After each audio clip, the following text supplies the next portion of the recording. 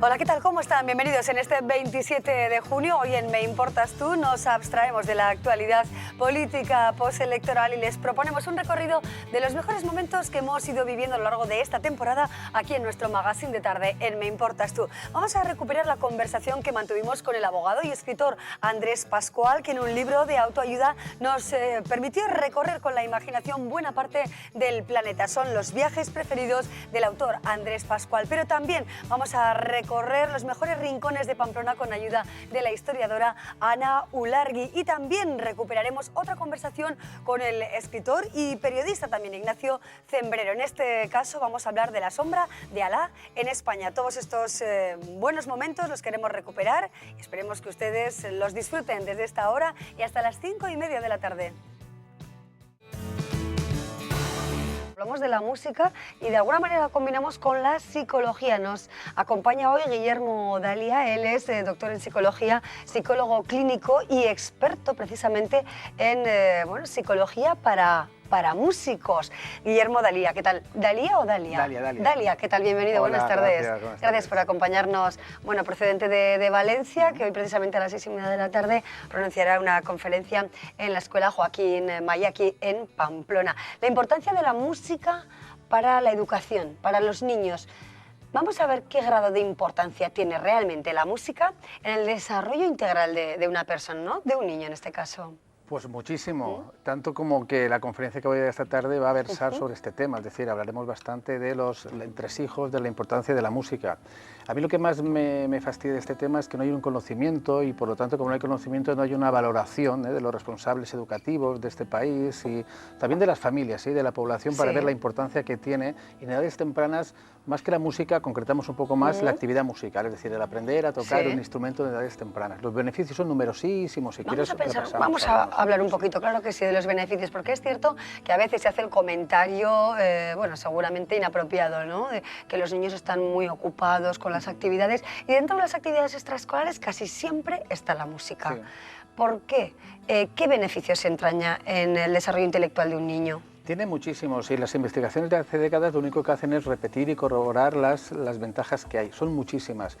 Desde edades muy tempranas, desde los pocos meses de vida, ayuda a lo que es todo el tema de la psicomotricidad infantil, cuando el bebé ya va gateando, la sensación del ritmo, pero más adelante sabemos que los niños y niñas que estudian música, es importante decir que estudian un instrumento, que estudian música, por ejemplo, tienen más capacidad, tienen en general más habilidades y mejores notas en todas las asignaturas.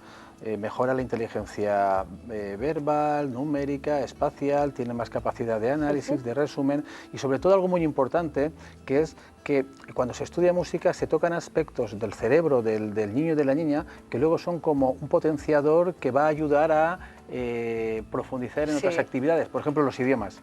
Cuando un niño estudia música, fíjate, la afinación y la afinidad del sonido tienen buen audio, entonces el sonido y la capacidad que tienen de emitirlo, eso es un propulsor muy potente para aprender idiomas después. Es decir, después los niños que estudian música en general vemos que estas capacidades intelectuales, porque eso de la inteligencia en psicología cada vez no sabemos lo que es, cada vez ahora aparecen 5 inteligencias, pero sea cual sea el modelo de inteligencia espacial, numérico, las 5, las 6, las 7 tipos de inteligencia, mejora en todas ellas aquellos niños que estudian música. Guillermo, ¿realmente tenemos esto muy claro aquí en nuestro país? ¿Hay un apoyo incondicional o todo lo contrario a la formación musical? Yo creo que no, que es un poco bastante ignorancia de los políticos o de los responsables de la educación de este país. Las enseñanzas artísticas son fundamentales, no son un florero, no es solo algo artístico para la belleza del ser humano. Es una falta de, pues ya digo, de conocimiento, es una ignorancia total que no se dé el nivel que tiene, la importancia que tiene, cuidado, en la sociedad, en las familias, en el ser humano. El estudio de la música no puede considerarse una actividad extraescolar más, porque los beneficios que consigue el niño y la niña son espectacularmente más profundos que cualquier otra actividad. Y en este país parece que sea una actividad extraescolar más. En eso estoy yo diciendo a los padres que sepan la importancia de la música y que apunten o que anoten o que lleven a los hijos a la música música sabiendo la importancia que va a tener para sus vidas. Claro, ¿qué países son la referencia en este sentido, que ya tienen un terreno totalmente ganado en relación con España, que podemos estar en la cola de un planteamiento favorable, ¿no? En este sentido, sí, en términos positivos? En países de Centro Europa, la diferencia que hay, que me interesa mucho señalar, es que allí sí que se tiene la música como algo muy importante, en el sentido que el objetivo de estudiar música no es que vivan de la música los músicos, los niños, es decir, está muy bien que los que aprenden música, que luego puedan tener esa capacidad de tener una profesión de la música, pero claro, si solo vemos eso, parece que el que no quiera dedicarse a la música a nivel profesional no tenga valor. En otros países lo que se dice es no, o sea, el estudio de la música, que tú estudies unos años, incluso el conservatorio y en academias públicas y privadas, no tiene nada que ver en que luego desarrolles una profesión, porque sabemos que es muy beneficioso para la persona. Claro, sí, porque puede estar, bueno, pues estudié hasta tales años y bueno, perdí el tiempo. Eso, muy bien, muy bien. Y eso es algo que a mí me fastidia mucho, porque no lo pierdes, lo ganas mucho y parece que es que me lo dejé, es que empecé una carrera. No, hay que saber que el estudiar cuando más años mejor, pero estudiar la carrera y luego no dedicarte a nivel profesional, los beneficios los vas a conseguir igual. Y esa parte del aprendizaje musical en este país parece que no se tiene en cuenta. Bueno, atención, por tanto, ¿no? a todo esto. Luego está otra parte, ¿no? Que de alguna manera está el escenario, el aprendizaje, el escenario. Guillermo, eres un experto en esto precisamente, en hacer, bueno, pues evitar de alguna manera el pánico escénico a muchos músicos que pasan por su consulta en Valencia, y que es algo muy común, ¿no? A muchos artistas. Saberse la lección, valga la expresión, pero tener miedo a contarla, bien a los actores, bien a los músicos, a interpretar. ¿Cómo se hace para evitar ese pánico? Pues, como decías... Y también a los niños, por supuesto, y a los niños. Un apunte. En Valencia, a través del Skype, veo a gente de toda España, de todo el mundo, a través del Skype, porque el trabajo es exactamente lo mismo. Pues lo importante que hay que señalar es que la mayoría de músicos sufre de miedo escénico, el 70-80% sufre de miedo escénico. Aquí el concepto escénico me interesa señalarlo, que no es el escenario físico de un teatro, no, es una circunstancia, es cualquier situación donde me puedan evaluar. Entonces, claro, los músicos se están evaluando cuando se enfrentan al público. Y como dices, es importante tanto en profesionales o en gente ya mayor como los niños, sobre todo en tareas preventivas. La ansiedad escénica, que forma parte de la fobia social, es una ansiedad que no aparece hasta en torno a los 11, 12, 13 años. En la preadolescencia, cuando estos niños ya parecen a tener esa vergüenza, ¿no? Esa vergüenza que tienen, esa sensación de ridículo, y es bueno conocer cuáles son los entresijos para prevenirlos, porque la ansiedad escénica se aprende, y como se aprende se puede desaprender o se puede controlar. Claro, ¿no? Entiendo que superar además, bueno, esa barrera, ese obstáculo, desaprender, conseguir dominar los nervios, no solo sirve para ese momento, ¿no? de interpretar, sino también para la vida, ¿no? Que a veces hay que bueno, pues dominarse, ¿no? Como hacemos casi todos los días. Porque las técnicas son las mismas. Yo insisto mucho, cuando doy formación al profesorado, les comento que las técnicas les sirven a ellos a nivel interpretativo, como pedagogos y profesores, y también para su vida incluso personal, porque a veces no podemos separar mucho lo que es personal y la profesión en este sentido, y en la música más todavía, ¿no? Bueno, vamos a hablar del músico adicto, porque ese es uno de los títulos de, ese es el último libro que nos has traído, Guillermo. ¿Qué es eso del músico adicto? ¿Hay adicción a la música? Pues parece que sí. Es la última investigación que he realizado, la tesis doctoral, los últimos 5 años he investigado este tema, y en psicología clínica una de las áreas que ha subido mucho, por desgracia también, porque es un problema, son lo que se llaman las adicciones no tóxicas, es decir, las adicciones que no tienen una sustancia. Anteriormente podíamos conocer la adicción al trabajo, al sexo, a las compras, y hoy en día, que cada vez es más un problema, por ejemplo, la adicción a las nuevas tecnologías. Y hay unidades en muchos hospitales de España donde están especializados en niños que tienen una adicción real. Yo conociendo a los músicos desde hace 25 años, esa relación amor-odio que tienen tan especial, porque es muy especial la relación que tienen y muy única con el instrumento, y viendo esta área de las adicciones, empezamos a investigar si fuera posible que algunos de los músicos tuvieran esa adicción no tóxica, o sea, no de sustancia a la actividad. Y lo que hemos visto es que le hemos llamado musicorexia, en el sentido de esa relación un poco tóxica o de dependencia. Por ejemplo, el síndrome de abstinencia es una característica de ella. Los músicos se encuentran algunos de ellos muy mal si no tocan.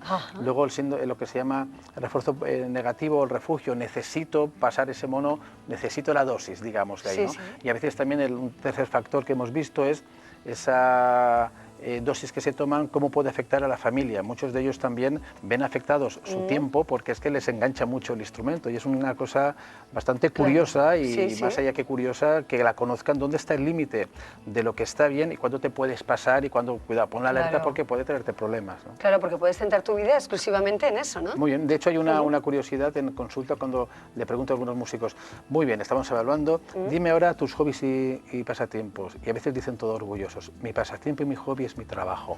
No, Dios mío, vamos, no puede ser tu hobby. No es positivo, el hobby y el pasatiempo por definición no puede ser tu trabajo. Hay que cambiar de disciplina, ¿no?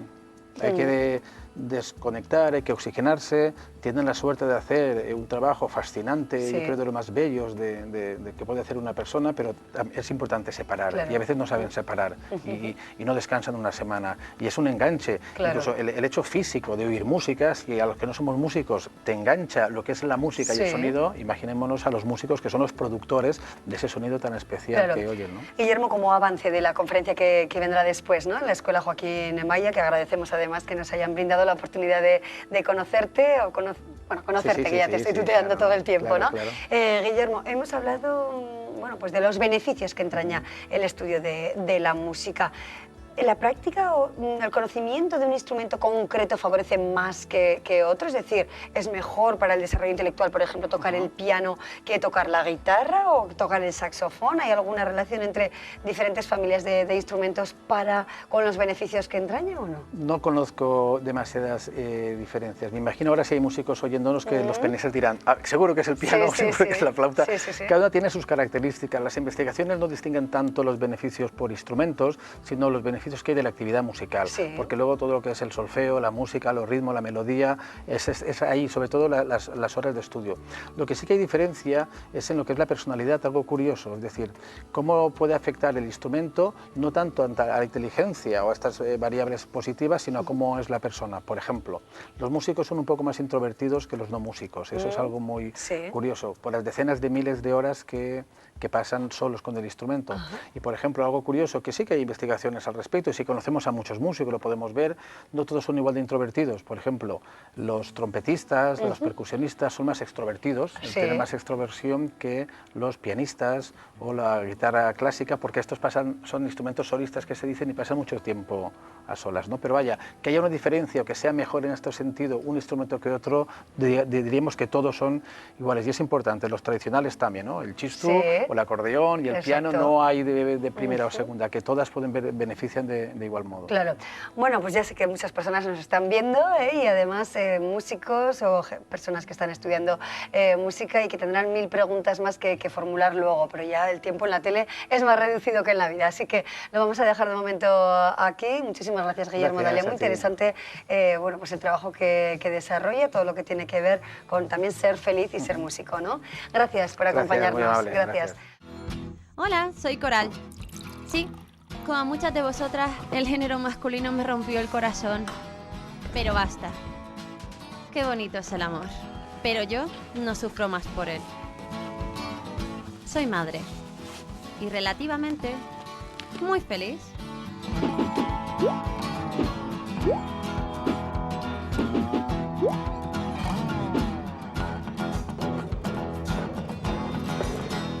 No os puedo mentir.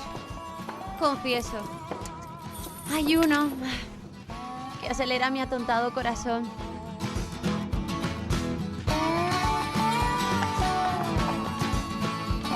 Y cuando nuestras miradas se cruzan y me habla mi corazón,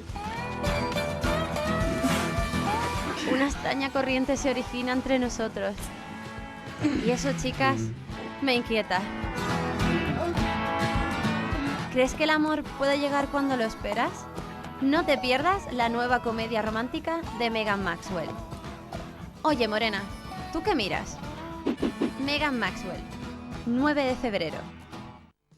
Bueno, pues ahí tenemos parte de la historia. Este es el book trailer de la obra que nos presenta Megan Maxwell, que ya está en Pamplona y va a presentar en el Corte Inglés su última obra de éxito. Lleva este título, Oye, Morena, ¿tú qué miras?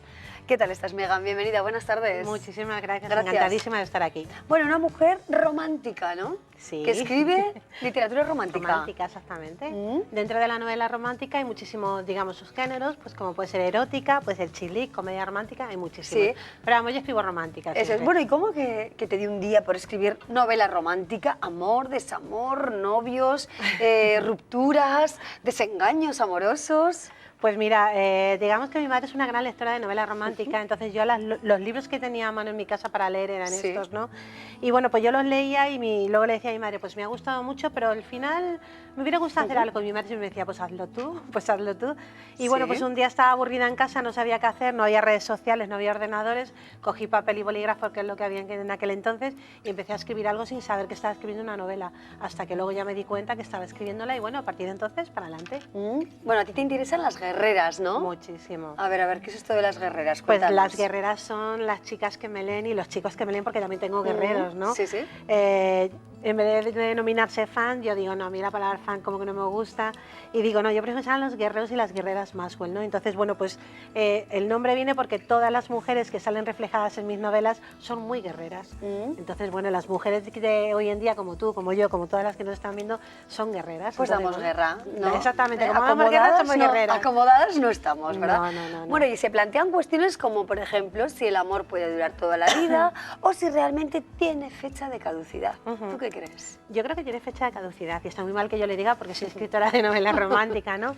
Pero yo pienso que, hombre, el amor también puede durar toda la vida, pero esa pasión del principio, eso que se suelen llamar maripositas o elefantes o como quieras llamarlo, eso se pasa. Pero en mis novelas yo hablo de ese momento. El momento más bonito de conocerse a dos personas es el principio, es lo que yo cuento en mis novelas. Bueno, claro, pues es que te quedas con lo mejor. Hombre, claro.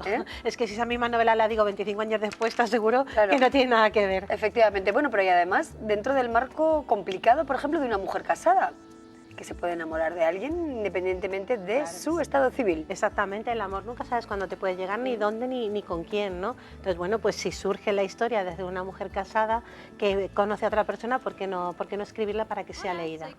Bueno, ¿y en quién te fijas? ¿Quién te inspira? Además, que escribes escenas eróticas y literatura erótica. ¿Cómo? ¿Cómo es el proceso de escritura? Pues cuando yo escribo una novela siempre me fijo en alguien, ¿no? Intento casi siempre que sean personas, actores, más que nada por no coger a un amigo que luego se vea reflejado a mi marido o algo así, ¿no? Entonces me suelo fijar en alguien para que cuando yo empiece la novela sea moreno con ojos azules y cuando la termine siga siendo moreno y con ojos azules, ¿no? Y luego pues para escribir novela erótica pues lógicamente ya somos todos mayorcitos para saber, pero también gracias a Dios existen las redes sociales, existe Google, donde puedes coger muchísima información de lo que busques. Bueno, Megan, pero tú eres un fenómeno en las redes sociales, ¿no? Tienes millones de visitas en YouTube, en Twitter, en Facebook. ¿Cómo lo haces para revolucionar tanto el panorama romántico? Pues la verdad es que yo muchas veces, no lo sé, yo pienso que todo esto que me está ocurriendo a través de las redes sociales se lo debo a mis guerreros, a mis guerreros, porque son ellos los que me ayudan todos los días. Sí que es cierto que todas mis redes sociales las llevo yo, no las lleva nadie, solamente las llevo yo y me gusta responder a las personas. Entonces, bueno, yo pienso que mucha gente a lo mejor alguna vez ha escrito a alguien o a otra persona famosa, no le han respondido y como a mí me escriben y yo respondo, pues como que les ha hecho gracia ese tema. Entonces ya te digo que por las redes sociales soy muy activa todos los días. Sí, Megan, es verdad que tienes bueno, pues una gran comunidad de seguidoras, seguidores, guerreras, guerreros, pero hay quien tacha este tipo de escritura como una escritura superficial y frívola. Ante ese planteamiento, ¿tú qué respondes? Pues yo respondo que, mira, en esta vida yo pienso que los escritores estamos para escribir cosas, para que la gente lea, y si yo estoy haciendo leer, lo que a ti te considere o otra persona considere frívolo es su problema. Yo escribo para que la gente lea y la gente está leyendo. Ya está, con esto ya te lo digo todo. La infidelidad y el abandono son temas también importantes, ¿no? Dentro de tu escritura. Dentro de mi escritura cualquier cosa actual es importante, o sea, infidelidad, abandono, yo qué sé, por decirte mil más, ¿no? Cualquier cosa que tú puedas vivir o que yo pueda vivir, le intento dar importancia a las novelas porque es lo que luego a la gente le mueve el corazón y los sentimientos. Bueno, y en estos tiempos de crisis, a veces no solo crisis económica, sino de valores o de, bueno, pues movimiento convulso también, ¿no? El que nos está tocando vivir, ¿crees que todavía cobran más sentido estas historias que a veces son posibles y otras son imposibles? Mira, la gente que lee novelas románticas porque necesita pasar un rato agradable y sobre todo cuando lo termine, a mí se me preguntan, ¿terminan con finales felices? Digo, mis novelas sí, a lo mejor otras no, pero las mías sí. ¿Por qué? Porque la gente necesita soñar. Entonces yo, las personas que leen este tipo de novela que yo escribo, lo que quieren es soñar, y lo que quiero es que cuando termine la novela la terminen con una sonrisa. A veces me dicen, es que me has hecho llorar, pero me has hecho llorar de emoción y de bonito, ¿no? Entonces yo lo que quiero es que cuando la terminen encantar de la vida, y que cuando pasen por su librería y vuelvan a ver la novela digan, ¿cómo me gusta esa novela? La tengo que volver a leer. Bueno, entiendo que el proceso de creación, volviendo un poquito al proceso de creación, pues es un trabajo constante, diario, pero desde luego estar muy atenta también a lo que pasa, ¿no? Independientemente de las redes sociales como fuente, por ejemplo, de información, no me negarás que la conversación entre amigas y amigos es crucial también, porque a todos nos pasan más o menos las mismas cosas, las pasiones son similares, ¿no? Sí, yo con mis amigas me río mucho porque a veces me cuentan cosas que me hacen reír y las digo, eso lo voy a meter en la siguiente novela, ¿no? Y luego cuando lo leen es que se montan de risa porque dicen, ¿lo has hecho? Digo, te lo dije, digo, porque es algo que le puede pasar a muchísimas personas y seguramente que tu manera de resolverlo, a lo mejor no todo el mundo lo resolvería así, pero sí hay algunas que les viene bien o que lo resuelven así. Claro, y las personas más conservadoras en las que, bueno, pues quizá los registros que tú tratas les pueden escandalizar, ¿les miras directamente y les ofreces también estas historias? Por supuesto que sí. Yo les miro directamente, les ofrezco mis historias y, oye, hay muchos que se animan y a lo mejor no se asustan tanto como pensaban y hay otros que lo ven y se asustan muchísimo. Pero bueno, ahí está tú, la variedad está al gusto y tú eliges lo que quieres leer. Siempre acompañáis los libros de, bueno, pues de un trabajo audiovisual interesante, como acabamos de ver, ¿no? Sí. Ese book trailer. Desde luego parece literatura escrita para cine. A mí me encantaría que sacaran alguna de mis novelas en cine. De hecho, una vez tuve, hace 2 años, para una de las eróticas, tuve una proposición, pero al final no salió. Pero siempre intentamos acompañarlos con un book trailer, yo lo llamo. Yo antes de publicar las novelas, yo hacía mis propios book trailer y era como una manera de presentar mi trabajo a las lectoras. En vez de decirles, mira, esta es la sinopsis del libro, mírate este book trailer y si te gusta, te puede gustar la novela. Y gracias a Dios, bueno, pues con Planeta lo seguimos haciendo y estamos encantados. ¿Cuáles son tus autoras fetiche? Aquellas autoras o autores a los que miras también directamente, los que te inspiras de alguna manera. ¿Quiénes son para ti pues mira, los mejores en la literatura romántica? Para mí la mejor, siempre he dicho, es Julie Garwood. A mí esa mujer me encantó, es de las que leí a mi madre y digamos que puede ser que son de las primeras personas de las que yo me enamoré por su manera de describirme las relaciones entre personas, ¿no?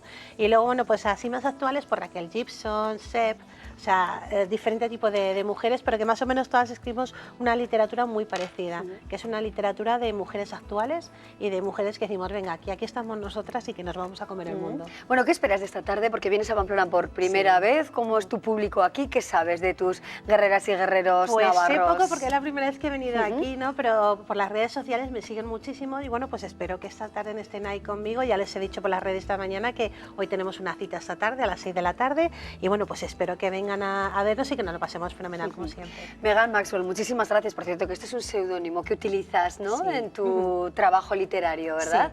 Muchísimas gracias por acompañarnos. Un placer, que tengas muchísimo éxito y que hagas disfrutar a la gente con el amor, que es algo pues, muy bonito y muy divertido, ¿no? Muchísimas gracias por invitarme y espero que esta tarde vengan muchísimas guerreras. Seguro que sí. Gracias por acompañarnos en el programa. Muchas gracias. Decíamos que teníamos prevista la presencia de un periodista que ha sido corresponsal en muchos lugares del mundo, muy especialmente en África. Él es Ignacio Zembrero, también es escritor y hoy nos acompaña, ha pronunciado una conferencia en la Universidad de Navarra en las jornadas sobre Oriente Medio y recala unos minutos en el programa. Ignacio Zembrero, ¿qué tal? Bienvenido, buenas tardes. Muchas gracias, buenas tardes. Gracias por acompañarnos. Sabemos que no disponemos de mucho tiempo hoy, pero bueno, yo espero que vuelvas. Eso espero yo. Eso espero, y a Pamplona.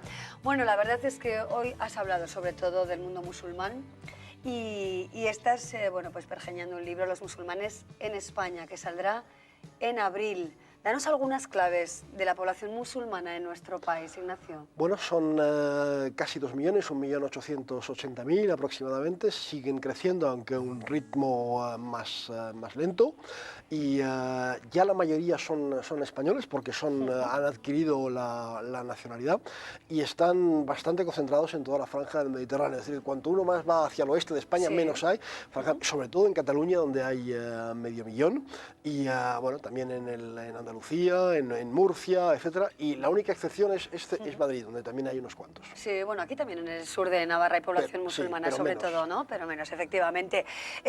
¿Cómo presentamos los medios de comunicación todo lo que concierne al mundo del Islam, de esta religión. ¿Cómo lo presentamos? Lo pregunto porque yo creo que vinculamos mucho el Islam con el terrorismo y la violencia en general, ¿no? Ellos se quejan de eso, efectivamente, de que asociamos efectivamente demasiado el terrorismo y la violencia al Islam. Es una queja absolutamente recurrente. Algo de razón tienen, porque yo creo que por parte de aquellos que escribimos sobre el Islam, etcétera, hay ignorancia, hay desconocimiento en algunas cosas, pero también yo creo que ellos deberían movilizarse más para desmarcarse de la violencia. Un ejemplo, ha habido que esperar hasta noviembre del año pasado, después de los atentados de París, para que en España los musulmanes organizaran sus primeras manifestaciones propias de repulsa, de rechazo, de condena de los atentados. Antes, de vez en cuando, sacaban comunicados, etcétera, pero no se echaban a la calle. En noviembre sí se han echado a la calle en varias ciudades de España, sobre todo en Barcelona. Es verdad, aquí incluso en el programa también tuvimos la oportunidad de charlar con mujeres, con hombres procedentes de diferentes lugares de África, ¿no? Y nos contaron cómo dicen no, por supuesto, a esa violencia terrible, ¿no? Que todos tuvimos, bueno, pues la mala suerte de tener que ver y no presenciar, pero sí que contar con todos los atentados de París y también, por ejemplo, anteriormente Charlie Hebdo. ¿Tú eres Charlie Hebdo o no, Ignacio? Yo soy... Mira, yo por casualidades de la vida me he educado en países francófonos, etcétera, lo he tenido en mis manos desde muy pequeño, cuando era adolescente. Nunca me ha gustado, pero sí soy por la libertad de expresión, incluso si puede herir la sensibilidad de algunos, ante todo la libertad de expresión, y si no el Código Penal, pero desde luego en ningún caso la violencia. Sí. Bueno, nos situamos en nuestro país, en España. ¿Qué consecuencias, en positivo o en negativo, si las hubiere, se pueden desprender de la presencia cada vez mayor de población musulmana? Bueno, las consecuencias son que están ahí, que tenemos que convivir, pero por ahora aquí las cosas no van mal comparado con otros países europeos. Es una población que ha llegado hace menos que en Francia, que en Alemania o que en el Reino Unido, lleva menos tiempo y es menos conflictiva. Las consecuencias es que hay un acuerdo ya de hace muchos años de cooperación entre el Estado y los musulmanes, que no se pone del todo en práctico, pero debería, por ejemplo, haber clases de Islam en los colegios, debería haber capellanes, el equivalente de los capellanes castrenses en el ejército. Todo eso no se hace, pero deberíamos adaptarnos a eso, y sobre todo me parece importante que los alumnos musulmanes, son 276.000 los que hay en España, tengan clases de Islam para que aprendan el Islam en los colegios y no lo aprendan donde no deben aprenderlo. Bueno, otra cuestión, saltamos de este lugar y nos situamos ahora en Grecia, ¿no? y en Macedonia, y hablamos de ese drama de refugiados sirios, más de 20.000 personas en las fronteras con Europa. ¿Cómo los que están de camino? Efectivamente, ¿cómo abordamos? ¿Qué va a hacer Europa? ¿Qué va a hacer el mundo para evitar la muerte de tantas personas? Muerte o al menos una vida en situación pésima, ¿no? Porque es verdad que la gente sigue marchándose de su país, no les queda mucho, es otro remedio. Pero probablemente tú y yo haríamos lo mismo, que si estuviéramos o bien en un país en guerra, o bien en un campamento de refugiados, en Turquía o en Líbano, donde no hay suficiente comida, donde tus hijos no están escolarizados, donde la atención médica es escasa o nula, es decir, donde estás a la intemperie o hacinado, etcétera, etcétera, pues probablemente intentarías ponerte en camino hacia un lugar que es mejor, y desde luego por todo lo que sufran, aunque sufran mucho, Europa sigue siendo un lugar mejor para ellos. Ahora, yo creo que es un problema sin solución. Lo que está haciendo Europa es resquebrajarse, cada uno actúa prácticamente por su cuenta, lo hemos visto con los cierres de frontera o con las restricciones puestas en la frontera por Austria, por ejemplo, y yo creo que de todas formas es imposible poner puertas al campo, es decir, podemos restringir algo, intentar poner algunos límites a la llegada, pero van a seguir llegando, porque aquí piensan ellos, están convencidos, tienen, pese a todo, pese a los sufrimientos del camino, pese a las muertes del camino, aquí tienen una vida mejor.